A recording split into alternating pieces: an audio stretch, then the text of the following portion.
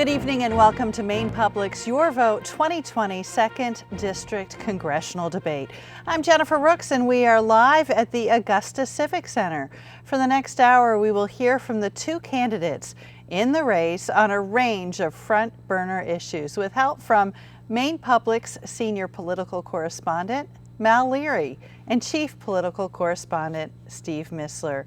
A few notes on tonight's setup. We are in the auditorium of the Augusta Civic Center in order to provide safe space for the candidates and our crew. The candidates are spaced 16 feet apart. Our moderators are separated by plexiglass. There are no spectators here other than our own crew and just a couple campaign staffers who are masked and safely distanced. Now let's meet the candidates in order determined by a coin flip before the debate. Republican challenger Dale Crafts of Lisbon is a businessman who served for 8 years in the Maine House of Representatives. And the incumbent Democrat Jared Golden of Lewiston is a veteran of Iraq and Afghanistan and is seeking his second term in Congress. In our first segment, we'll ask the candidates questions about their views on a number of issues of interest to Maine voters. Each candidate will have 90 seconds, a minute and a half, to respond and 15 seconds for follow-up if necessary. And up first, we're going to go to the COVID-19 pandemic and the federal government's response to it. And first to Mal Leary with a question for Jared Golden. We've been hearing all week that Speaker Pelosi and Treasury Secretary Mnuchin are closer and closer to some sort of a deal. And according to a recent survey, 70% of those respondents said they'd support a $2 trillion package. Is that an amount you could agree to? And how much of that should be going to individuals? Well, Mal, I said it last night. I don't think that the way to approach this is to try and negotiate towards should it be $2 trillion or should it be $1 trillion? Let's have a conversation about the substance of what's in the agreement and does it meet the needs of our communities, our constituents, and the needs of the country in order to overcome the economic challenges and fallout coming out of coronavirus, as well as beating the virus. So I'm not as interested in the top line or bottom line figures. Should there be assistance for individuals? I think one of the most important things from an economic perspective, people have lost their jobs, have not been able to get them back. They've been without additional federal unemployment insurance for a number of months now. I think we're starting to see that have a very negative impact on the economy. Eviction moratorium has also lapsed. These two things together, I think, are causing a lot of crisis around the country. As we go into the winter time, I've been hearing from small business owners right here in Maine saying if Congress doesn't step up and do something in regards to another round of paycheck protection program, they may have to unfortunately close their doors or let some people go. So those people will also need more unemployment insurance. So when I think about what would be more important for the economy, I would focus on that. That being said, if Secretary Mnuchin, if Speaker Pelosi and the President of the United States have come to some kind of agreement about another round of direct payments, $1,200, $600 to families, I would likely support that. All right, and to Dale Crafts from Steve Mistler. President Trump has been a little bit all over the place in terms of whether or not these COVID relief, this bill should come forward, but it seems as though he's more aligned with the Democratic-controlled House and Nancy Pelosi in terms of the size of the package, which is, as we just heard, about $2 trillion. Is that something that you would support, knowing that there's some angst among Senate Republicans about the size of that particular package? Well, certainly we would. I would have to see the details of it. Certainly we got to spend the money wisely, and so I'm not into that negotiation. They are. I know that the Republicans are very concerned about some of the money being spent in areas that doesn't have anything to do with the coronavirus. So I think that if they both sit down and put the American people first, I think sometimes the parties become first. And probably more than likely we will not see a package before the election, because I think that both sides are concerned about whether there's a package and how much it is and all that. But my main concern is the families around the country. We got to make sure that they can continue to making their mortgage payment, feed their children and put food on the table. So we need to put the people of America first, not politics first. And so I just hope that they can come together. It seems that they're coming closer. They both say they're coming closer. They're almost got a deal put together. And so hopefully, real soon.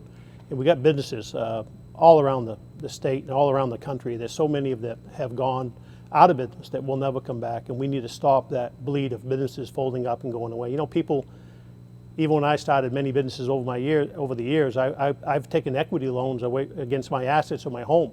And you know, people put everything they worked online to go into business, and we need to protect that because they'll only lose their business, they'll lose their home, they'll go bankrupt. So we have got to put the American people first. What do you want to see in that package, though? Like, what would you prioritize if you were in a room negotiating with these folks? You know, obviously it's a hypothetical, but what do you want in there? Do you want expanded unemployment insurance? It sounds like you're in support of the PPP program, but perhaps another round of that. What is on your priority unemployment list? insurance, I think that, you know, a check back to the people, the $600 probably I could live with. But we just need to make sure that we focus on the people and their needs and the business needs to keep this country going.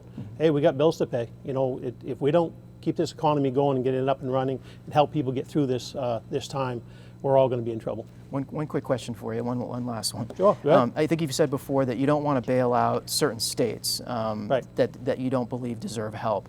Are those states controlled by Democrats? And if so, does that include Maine, which has right now a Democratic governor? Well, again, I want to focus, as I said earlier, on the issues of the coronavirus and families and keeping them up and afloat and the businesses afloat. I think that you know, we're going to have to do what we can for the cities and states to keep them afloat also. But I want to make sure that the money is spent very wise and that we're just not bailing somebody's mistakes out or mismanagement out. You know, I'm a business guy. You know, you got to manage money. You got to make sure where you're spending your money is fiscally responsible. And I just want to make sure that the states and the governors are fiscally responsible with their own people in their own state. So that's just the way how I am as a businessman. Fiscal hawk. Mal, Steve has asked a few follow-up questions of Dale. I wanted to know if you want another follow-up question for Jared Golden before we move on. Well, I think Jared's answered some of the questions that Steve has already put forth. But the one that you're kind of reluctant to answer is how much you're willing to spend. And while it's not an issue for you, it certainly seems an issue for Senate Republicans. So have you got a number that you think is the right number that will help spur the economy, but still be able to pass both branches? Look, there's nothing wrong with people being concerned about an annual budget deficit that is out of control or about the overall debt of the nation.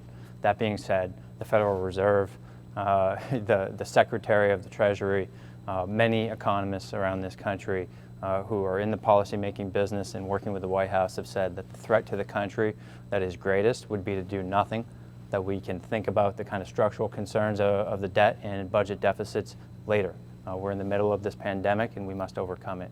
And the economic threat is just too great for Congress to continue not to act. Again, there's just not a number. Let's stop and think, are we talking about trying to pass a bill that's going to get us through 6 months?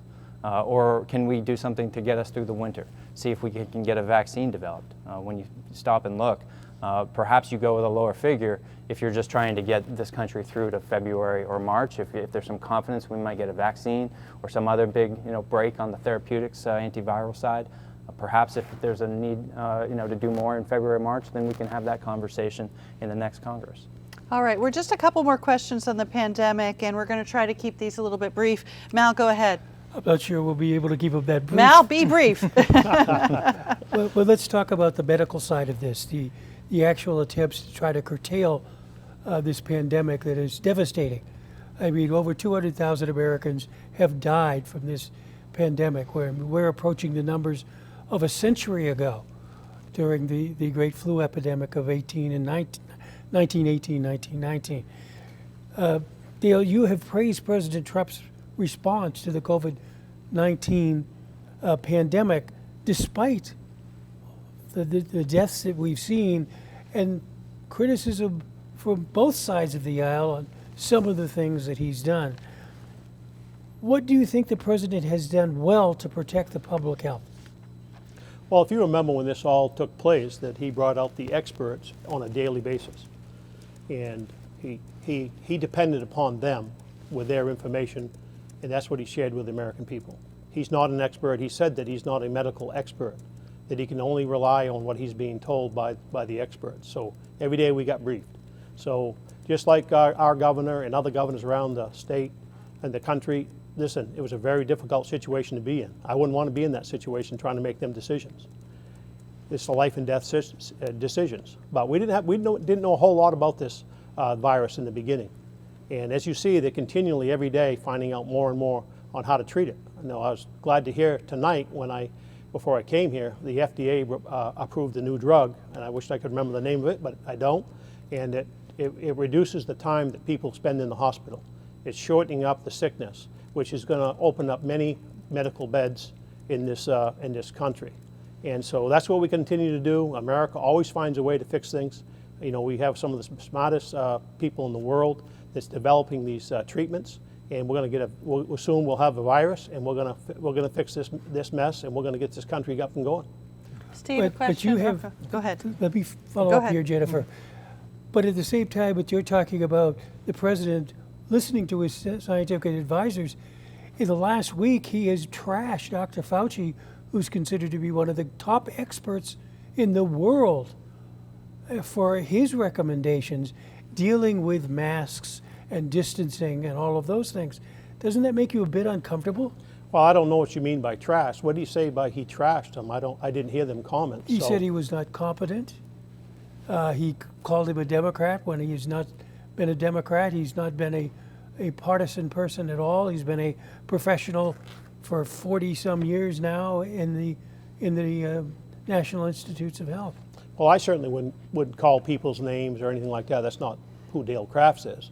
I know that he's probably very frustrated because the information from these experts kept changing practically on a weekly basis. You remember when they told us not to wear masks and then to wear masks, and you know, there's just been so much misinformation going on. There's probably a lot of frustration there would be for me. But again, I wouldn't want to be in that situation that he's in, or the president, or Governor Mills. It's a very difficult place to be with this going on. So I didn't hear them comments, so I can't really comment on them. Steve? Just a quick question, Jared, Congressman, excuse me. Jared. Just generally speaking, what do you think of the president's response to the pandemic, and do you think he's been honest with the American people about the threat to public health?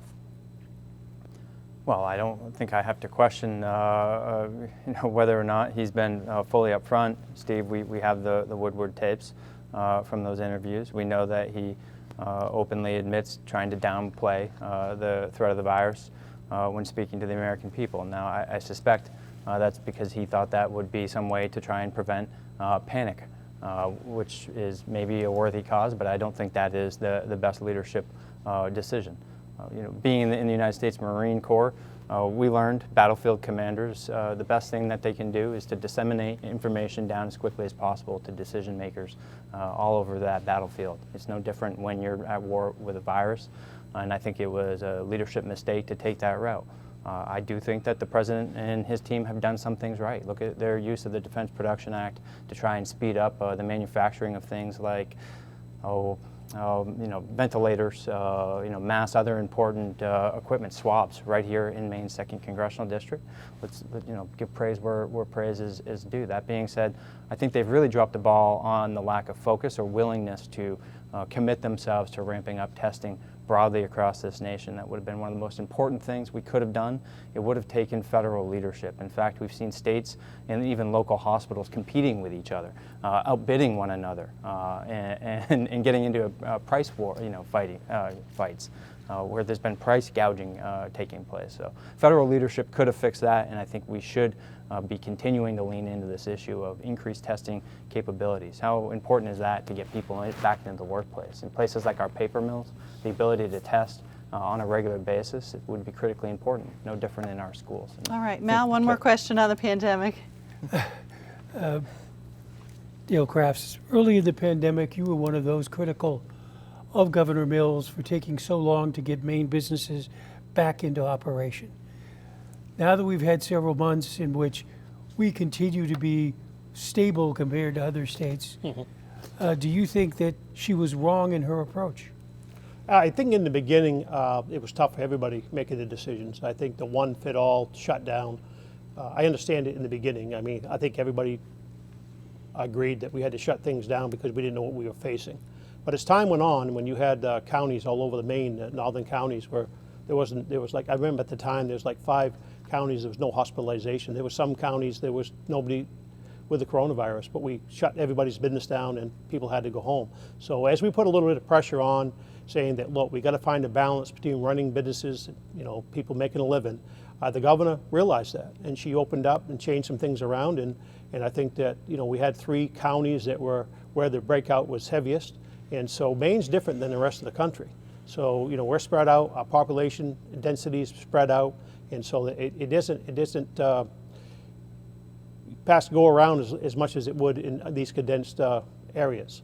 So go back to the president too. I just want to give him some praise. You know, listen, when it comes to the ventilators, look what he did. He got the GM to set up. He supplied ventilators for all over the world when this was going on. There's no country that did that. He put all forces and resources behind that. And it seems like we just want to criticize all the time the president over this issue. Why don't we think about some of the great things he did? And that was one of them. You know, he's pushed really speeded up the speed of this vaccination and trying to find that. He says a lot of great things the president did. Nobody handled it perfect, including our governor and many governors across this state. So let's give praise where praise is due, and let's give criticism where criticism is due. Steve. Yeah, another quick one for you, Congressman. Just, do you think that the Governor Mills, has struck the right balance between protecting public health and allowing some economic activity? Yes, I do. I think the governor's done a good job. She made some tough decisions early on. I think that our infection rate has stayed very low, and that is in part because of the actions of the governor's administration. As Dale said, we're a big rural state, very spread out, blessed geographically in some ways. As a result, over time, the governor started to kind of regionalize the approach. We saw that. Where there was community spread in places like Cumberland County, they had greater restrictions. They started opening up more in my congressional district where there were lower rates. Something I think I want to point out is that there have been challenges to some of these governor's decisions on lockdowns and such. The courts have largely upheld many of those restrictions, but when you read what they had to say in their opinions, they said something that we view as a constitutional, constitutionally okay today may not be 3 months down the road. We have to look at the context of what's going on. Is this a data-driven decision? And let's find the right balance between people's individual rights and the need of the entire community to be safe and protected. Okay, we're going to move on to another topic now. We're going to try to go back to that 90-second answers, and we're going to start with the topic of health care. Mal, a question for Dale Crafts. Mainers are worried, and I think in part due to the COVID crisis, but it's been around for a long time, about the cost of health care, prescription drugs, the cost of a doctor's visit, cost of a hospital visit. Yet President Trump and many of your party want to repeal the Affordable Care Act. What exactly would you have replace the Affordable Care Act with? Well, first and foremost, we've got to have affordable health care for people. There's no question there. And I think America has always been a way with America that we find a way to bring costs down. You know, health care is skyrocketed for too many years now. It seems to start to stabilize a little bit because we're finding better ways where you see all these new care centers opening up everywhere and trying to streamline the cost of going around these different hospitals. I was up to the hospital in Rumford and was amazed by some of the cost savings they did up there. So we got to find ways to keep the healthcare costs down so that we can have affordable healthcare. I still believe, I'm a firm believer in the free market system that built this country and changed the world. So we got to have a very competitive healthcare system, which has not been competitive, and that's part of the problem why the free market is not done as well as it needs to. But I think we can get to that place where doctors are competing, hospitals are competing, and that we can have a better quality, lower cost, and more accessible health care for all. And the other thing is it has to be individual plans where everybody's different. Everybody has different health care issues, everybody has different affordability, and we need to be able to have more customized health care plans that will bring the cost down and work for different people. So that's my approach to fixing it. Listen, the Affordable Care Act, we saw that there were some unconstitutional mandates and they corrected them. But what's happened is the Affordable Care Act, the cost has gone out of control. And so it's skyrocketing. They depended upon people, young people buying into the system. And the thing is, they turned around and penalized people. That's not America, that's not freedom. So there's a lot of concerns and we can fix it. But how are you going to fix it? How are you going to fix it, Dale? I mean, what's the mechanism to go from the Affordable Care Act to this new system? I mean, the president's been talking for his entire 4 years about a Republican health care plan to replace the Affordable Care Act, and we have yet to see it. It needs to happen. And when I get down to Washington, I'm going to go down there with my business experience and my ideas, and I'm going to work on that. And I agree with you. But the thing is, Mel, you said, how's it going to happen? I just explained it. I hope you understand what a free market is. Well, I do understand what a free market is. Okay, well, you made it sound like what I just told you and explained to you about a free market and how free market works, that it wasn't a plan. It is a plan. And most economists say our healthcare system is not free market. It's not. And I said that.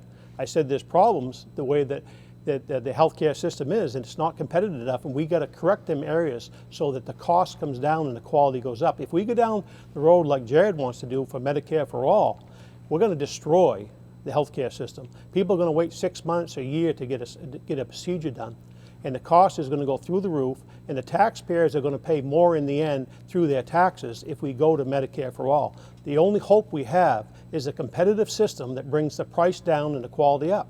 That's how free market works, Mel. Now to Jared Golden and Steve Mistler. Congressman, in 2018, I believe it was, you expressed support for Medicare for all. But it sounds recently that you're moving away from that concept or that program. How come? Yeah, well, we talked about this last night, Steve. I'm sure you watched it. I've covered this in multiple interviews over the past several months. I think I've shown the people of my district exactly what my thought process is in deciding, I think most importantly, that banning private insurance, which is something that legislation would do, is not something that I'm supportive of. I'm in support of putting more options on the table. That's the direction that I want to move. And as a result, I don't think that's where we should be going as a nation right now. My understanding of a free market healthcare system, I think, is much different than Dale's. I think that's what we had prior to the Affordable Care Act. That was a free market system that brought to the American people denial of insurance coverage if you had a pre-existing condition, if you had fought cancer before, if you had diabetes, many other pre-existing conditions of great concern to the American people. It was a system where if you had those types of conditions, you had to pay an arm and a leg or face medical bankruptcies. That's why we passed the Affordable Care Act. Got rid of that free market system and said that you cannot discriminate against people with pre-existing conditions. You cannot charge them these outrageously high premiums or cap the annual amount that they're going to be able to get from Medicare coverage. That's why so many people were going bankrupt from medical emergencies. So that is one of the key parts of the Affordable Care Act, and we need to protect that no matter what it takes. We've also done other things. We've expanded coverage to tens of thousands of Mainers through Medicaid expansion. Voters chose to do that here in Maine. Look, there are things I have voted for in the last 2 years that would improve the Affordable Care Act. For those who are somewhere around 250 to 400% of the federal poverty level, that's like a working middle class family right there. We would increase subsidies so that they have lower premiums. I'd like to We would Okay, fix we're going the to family have Steve collection. go ahead and ask a There's a lot follow-up more we because can talk it about that. looks like the lights are a little bit, the timer lights are a little off. And Go I'd like ahead. to comment too when I get a chance. Yeah, sure.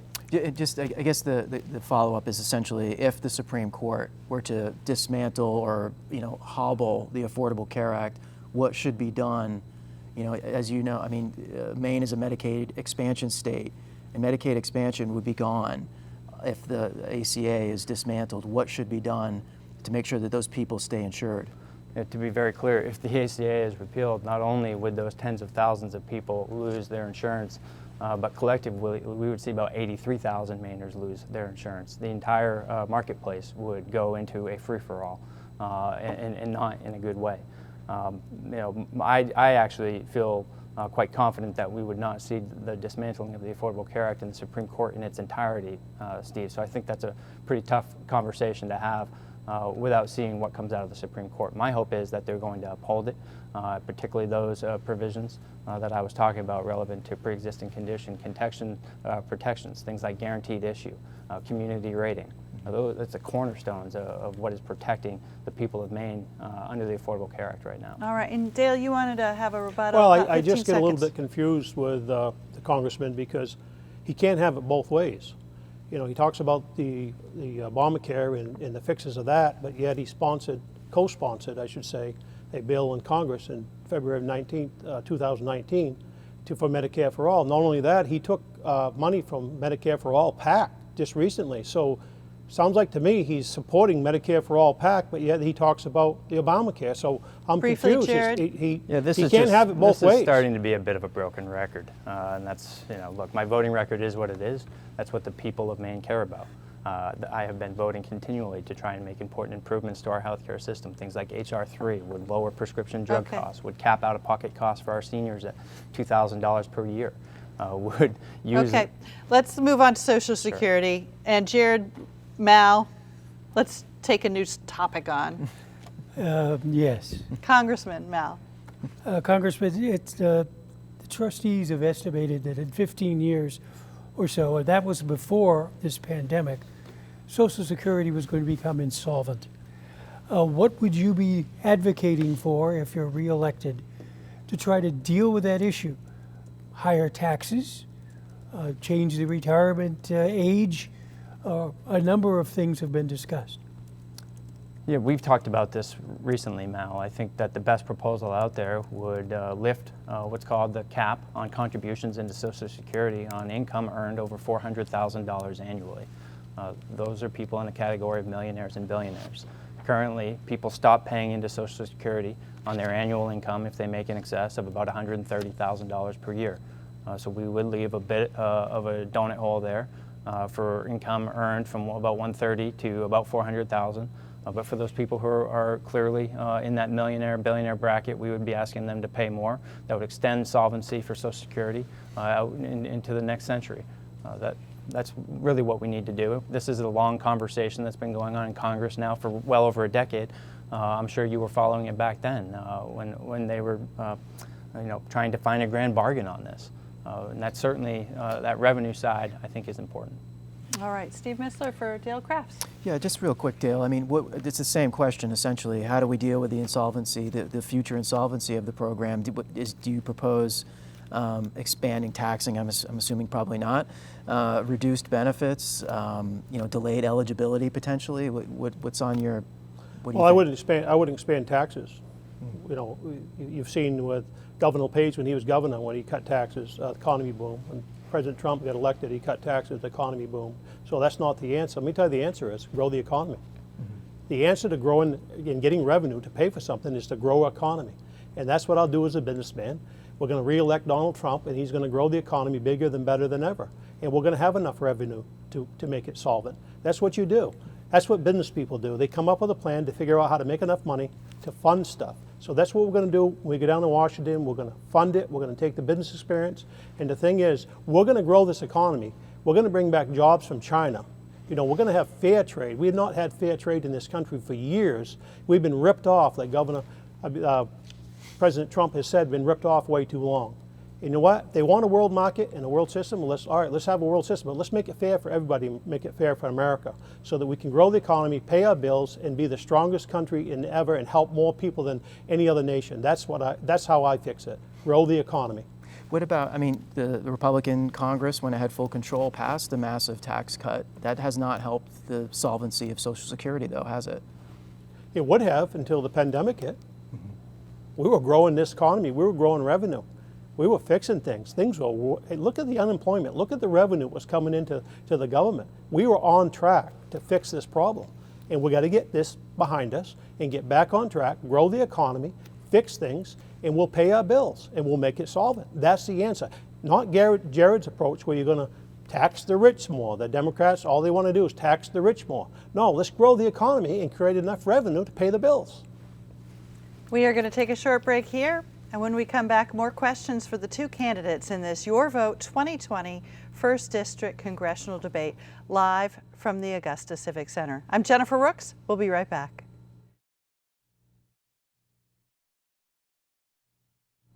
And welcome back to Maine Public's Your Vote 2020 2nd District Congressional Debate. I'm Jennifer Rooks, along with Maine Public's Steve Mistler and Mal Leary. We are live at the Augusta Civic Center. In this next segment, each candidate will have the opportunity to ask 2 questions of the other. We'll allow 90 seconds for an answer and an additional 30 seconds for follow-up if necessary, and we ask that the questions be brief. Jared Golden, you go first. Ask Dale Crafts a question. Well, it's an interesting format. I kind of view this one potentially, I would hope not, as kind of like putting knives in the hands of the 2 candidates and letting us go and poke at one another. I think people are tired of that. So I was giving this a little bit of thought, and something that I admire about Dale is our shared faith. Dale talks a lot about this. Something that I think about a lot is, as a political leader, words of the Gospels, Mark 9:33. This is the 12 disciples. Dale, I'm sure you've heard of it, where Jesus says to them, he among you who wants to be the greatest must first be last and servant to all. This is not dissimilar from the types of lessons I learned about leadership when I was in the military. So I want to give you the opportunity to talk about the importance of your faith as a political leader. What do you call upon for inspiration and wisdom in thinking about our faith? Well, I can tell you that going back to my accident, when I had my accident, and then my godly grandmother, when I got out of the rehab after 3 months after my motorcycle accident, I went over there and she taught me to be an optimist and to overcome through the scriptures. And we spent time, praying together and building the faith. And she really did that. And so we really, even like tonight, anytime I go anywhere, my dad taught me, one thing he taught me, all over the years is, if you want wisdom, you have to ask for wisdom, and God will give you wisdom. The book of James talks about that. And so it's amazing that you can rely on the scriptures. It's really the foundation of this nation that made it so great. So my faith is first and foremost in my life, and that's what gets me through. As a Christian, you learn to be a servant. And unfortunately, too many politicians are self-served. And when I go to Congress, I want to be a servant to all, and I want to be known as a servant and not a politician. All right, Dale Crafts, your opportunity to ask Jared Golden a question. Well, thank you for that question, Jared, and appreciate the opportunity to share my faith some, and yours also. This question I had prepared, which is, in 2018, the Sportsman Alliance of Maine had this to say about your record. We were concerned with Jared's degrade from the NRA and is reluctant to inform the members of this positions. You have gone on to endorse Kamala Harris for VP, which wants to take away our weapons. How can we, as Maine gun owners, trust you in Washington when your record clearly shows you have failed on the Second Amendment? Well, I think that it's the voting record, to be completely honest with you. That's why I have an A+ rating from the Sportsman's Alliance of Maine in this election. That's why the executive director has gone on to radio shows and talked about how great of a conversation and relationship I built with that organization. When I voted against H.R. 8, the Bloomberg expanded background check legislation, and he came in and spent about $100,000 attacking me. It was David Trahan, the executive director of SAM, that went on the radio and defended me for representing the people of Maine Second Congressional District and clearly understanding the importance of our Second Amendment rights and our hunting and sportsman traditions. I think that when you're an elected official, when you are running for office, part of it is having conversations with different organizations. I think it was a mistake. My assumption back then was, hey, they're going to probably be supporting the incumbent, and so I didn't go that extra step of sitting down and talking with them. That was a mistake. It's always important to have these relationships. When legislation comes up that impacts the people of Maine Second Congressional District, their Second Amendment rights, the things that they cherish as sportsmen, I'm going to be sitting down and talking with David Trahan or whoever the executive director is, whoever the board members are of the Sportsman's Alliance of Maine, and I understand that is a very important relationship for someone in this seat. All right. Well, I would like to just comment one little Sure. bit of correction with Jared. Sure. I believe he got an A rating, not an A+. I got the A+ rating with the Sportsman Alliance of Maine, along with the NRA and the Gun Owners of Maine. Jared got a F rating with the Gun Owners of Maine. Jared, your turn.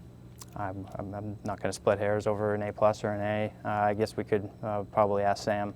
Either way, I think that the people of the Second District can see Dale or I, they've got a solid individual who's going to back their Second Amendment rights down in Washington.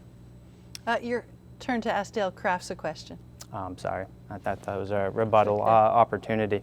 Hey, we represent, a great state. You've represented Lisbon in the State House for 8 years, I believe. I had the ability to represent Lewiston for 4 years. And now, as you've been running for representing the entire 2nd Congressional District, I know you've done a lot of travel, as everyone does, and it's one of the greatest things about running for this position. I've certainly enjoyed getting to know so many different towns and people out there all over the state of Maine. So I thought I might ask you, which town had you not been to before that you visited in the course of this campaign that just really grabbed onto you and you were excited and happy to have had the opportunity to get to know it better?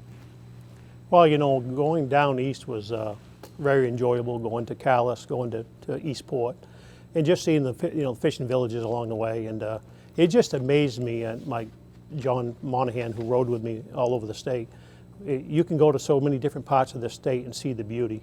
We just marveled that you can go along the coast, you can go up in the mountains, you can go up in the county, you can go way down east, and we have the most beautiful state in the country. And I enjoyed so much enjoying the beauty of it and meeting these people in different communities. It's just a wonderful state to be here and to be part of, and it is, Jared, it's, as you know, as you traveled it, it's an amazing state. All right. Dale Crafts, do you have a question for Jared? Yeah, I do. I wanted, Jared, why you voted against the President Trump's USMCA. We have a border, 660 miles of a Canadian border, and I just didn't understand that vote at all, to be honest with you. Well, I look back at NAFTA and haven't had many conversations with people who feel like that hollowed out our manufacturing in Maine Second Congressional District, that was a bad deal. I look at the USMCA trade deal as nothing but NAFTA 2.0. It's hardly any different. I'll tell you what I have told many of my constituents about that vote. Anytime that President Trump, Speaker Pelosi, and Senator Mitch McConnell stand on a stage and agree about something and say it's going to be good for the working middle class people, it ought to make the hair on the back of your neck stand up.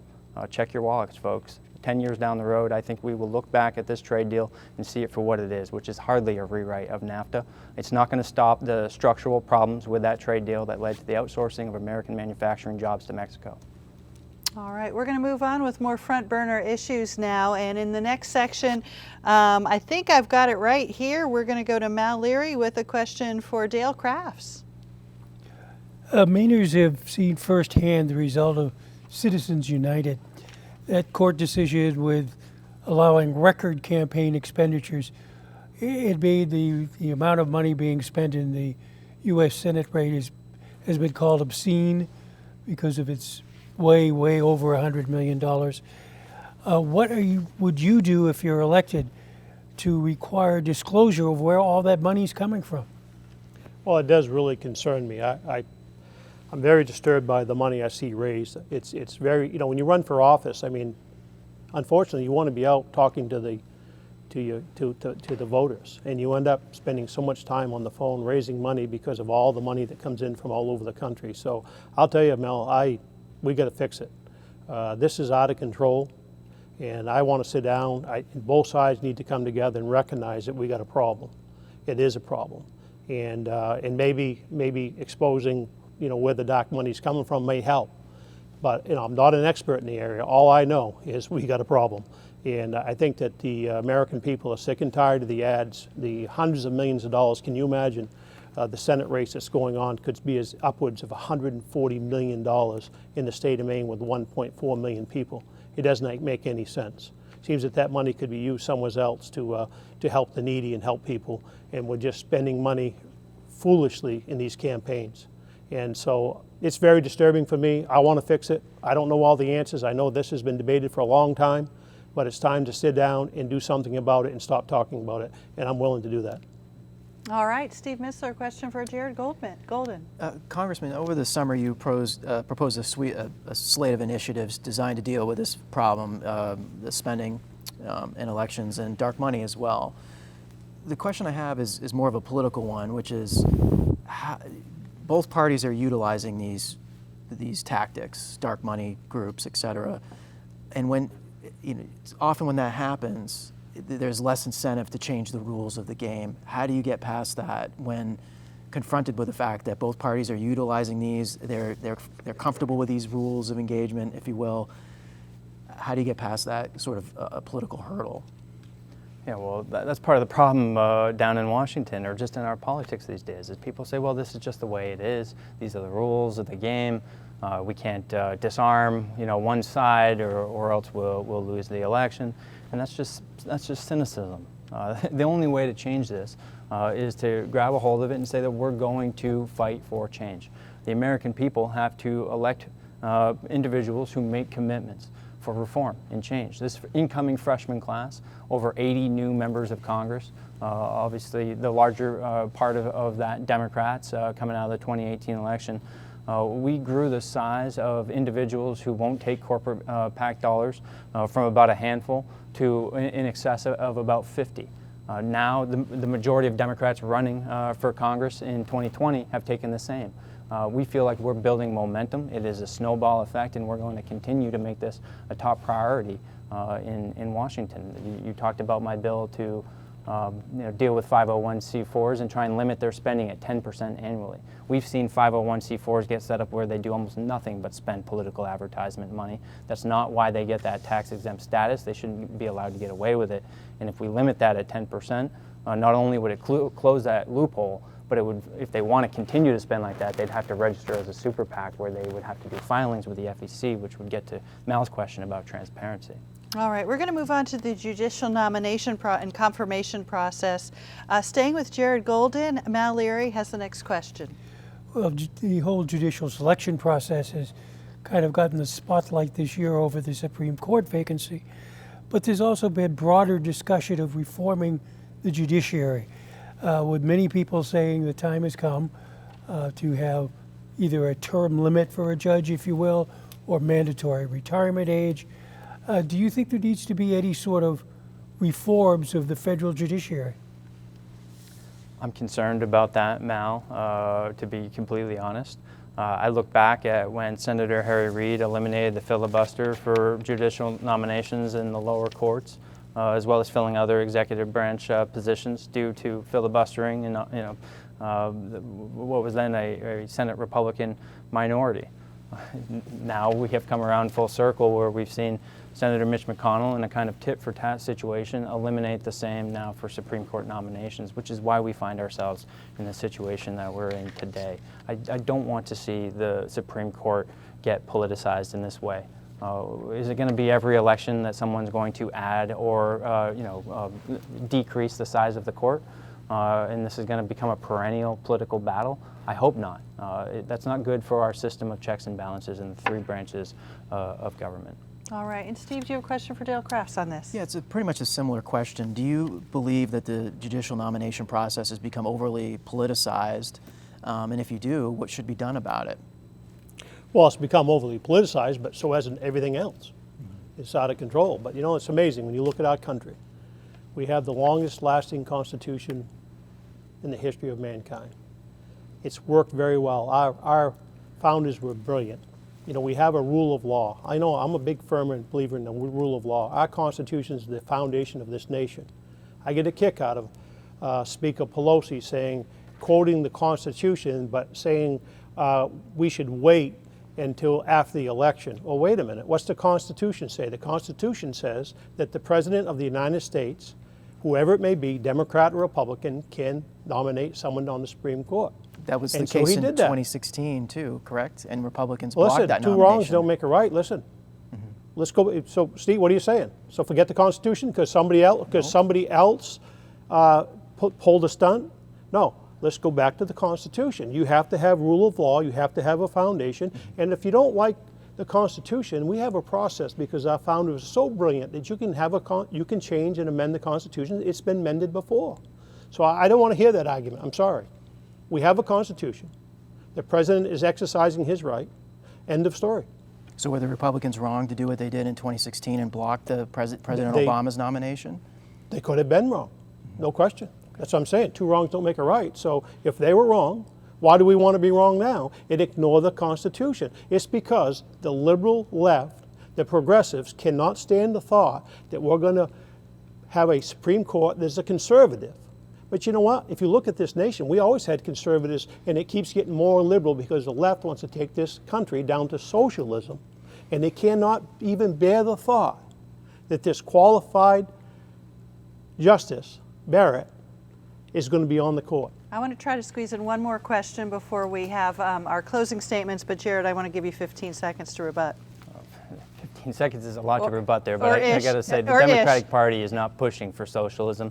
That is just a nationalized talking point. Look, this is, as a constitutional matter, yes, the president has the right to fill this position as a matter of fairness, about, you know, politics not being a blood sport, about it not being about winning at any cost, but doing the right thing for the country and trying to lead us towards unity. Mitch McConnell made the decision to block that seat in 2016, and he is now ignoring the precedent that he set. He's playing power, partisan politics, and it's not good for the health of our democracy and of this country. And this is a discussion about fairness, and one, by the way, that both of our senators, Senator Collins and Senator King, agree with me about, that we should wait to see who wins this election before making that decision about that Supreme Court seat. We're going to try to squeeze in a question about climate change. If you I'd guys like to want make a comment. closing statements, though, we got to keep going. Mal, a quick question for Dale Crafts, please. Let's talk a moment about climate change. There are fossil fuel companies that are not being held accountable for their contributions to climate change. Dirty coal plants, for example. And then many of them, not all of them, have campaigns to mislead the public about who's causing the pollution. What should you do, what would you do if you were elected to try to curb those excesses? Well, it's kind of a broad statement. I mean, so who are these people and what are they doing wrong? I mean, it's kind of a broad question to me. Listen, I'm not against fossil fuels. I'm for all type of energy, okay? And I think that this country is doing an amazing job, again, leading the world in development and technology to clean up our air and clean up our environment. This is what the left likes to do, is once we have a problem that took maybe 50 years to get where we are, all of a sudden we're going to stop and we're going to hurt people. We're going to, in the sense that we're going to put these laws in place to stop our economy and stop people and drive the cost of energy up, because we want to fix something that maybe took a few years to get there. So why don't we just go back and let the American people and these people develop technologies that help clean up our environment, and look at cars. When I was a kid, you used to drive down the road and you go behind the car, you remember the smell? Smoke rolled out, you could smell it. Today, we've cleaned it up. We're cleaning up the fossil fuel usage and making it more efficient. But we need to allow all entities, all developments of energy prosper forward and not attack the fossil fuel people 24/7 like the left wants to do. Steve, do you have a question for Jared Golden on this? Yeah, real quick one, Congressman. Just should the U.S. be more active in pressuring China and India to reduce greenhouse gas emissions? And if so, should it also be pressuring itself, because we're number 2 in greenhouse gas emissions? Yeah, absolutely. We should be pressuring China. We should be pressuring other countries who are key to the global goals of trying to reduce our greenhouse gas effect here in across the globe. And yes, the United States has to be a leader in this. If we're not a leader in this, we're going to be losing and falling behind as we think about the energy of the future, making investments in clean energy. The race to be the country that finds ways to not only lead on solar and wind, tidal power. There's so much out there, but we got to advance the technology on storage, in distribution. Power on demand is very important for protecting jobs, and we should be trying to create those types of jobs in clean energy right here in the United States. If we don't lead on this, we're going to be falling behind China, and that's not going to be good for our economy. So I think that it's the right move for us to make. I'm concerned about some of the moves that the Trump administration has made. They've taken steps away from progress, like reducing the fuel efficiency standard. That's not the right direction for us to be moving in. In fact, it's the exact wrong direction for us to be moving in. All right, well, I'd like to comment on that if I could, please. briefly, please, about 10 Well, seconds. okay, but America has led the way. We are the ones that are cleaning up, and we are the ones with the technology.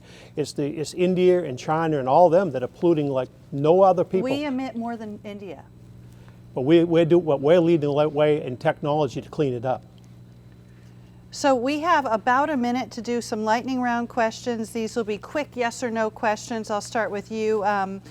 Dale Crafts, we're going to start by asking if you support the death penalty, federal death penalty. Yes, I do in certain circumstances. Jared, in certain circumstances. Jared Golden, should the federal minimum wage be indexed to inflation? No, I don't think that's the right policy decision. Dale Crafts. No, we let the free market decide. Dale Crafts, should members of Congress be allowed to trade individual stocks while holding elected office?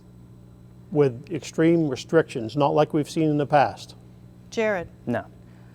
Jared, do you believe that the Speaker of the House, the position, not the current holder, holds too much power over the agenda and procedures? Yes, clearly.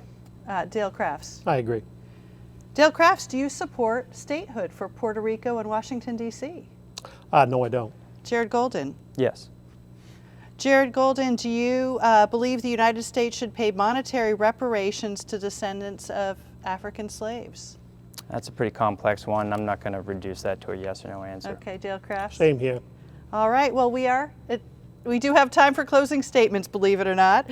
There was an order determined by a coin flip, and we're going to go first to Dale Crafts. Dale, you have a minute. Well, I just want to say that, I love Maine. I want to serve the people. And I've been a businessman all my life, almost 40 years. I shouldn't say all my life. And I've hired hundreds of people over the years and created many jobs and have successful businesses. I want to take that down to Washington, D.C. and partner alongside Donald Trump, President Trump, to get this economy going. And because of that, I have a tremendous list of endorsements like President Trump, Vice President Mike Pence, Governor Paul LePage, Congressman Steve Scalise, Leader Kevin McCarthy, Senator Ted Cruz. And then I have 25 pastors that endorse me, 60 sportsmen and women that endorse me, 30 firefighters, 80 business owners, 60 veterans, over 50 legislators that have endorsed me, and today, 28 members of law enforcement with over 495 years of combined experience.